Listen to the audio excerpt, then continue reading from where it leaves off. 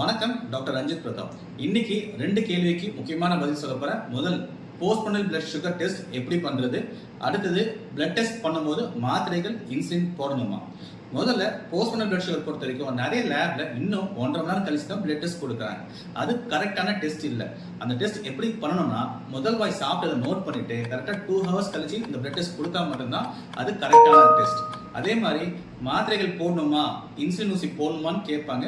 கண்டிப்பா fasting blood sugar கொடுத்துட்டு நம்ம வழக்கமா சாப்பிட்ற மாத்திரையும் ஊசி அதே அளவு போட்டுட்டு கரெக்டா சாப்பிட்ட முதல் வாயிலிருந்து 2 ஹவர்ஸ் கழிச்சு பண்றது தான் ப்ராப்பரான டெஸ்ட்.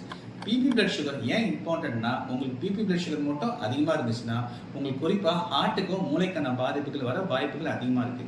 ஸோ ஒரு ப்ராப்பர் குட் டயபிட்டிஸ் கண்ட்ரோல் வேணும்னா உங்களுக்கு ஃபாஸ்டிங் பிளட் சுகரும் உங்களுக்கு கண்ட்ரோலாக இருக்கணும், பிபி பிளட் சுகரும் கண்ட்ரோலாக இருக்கணும்.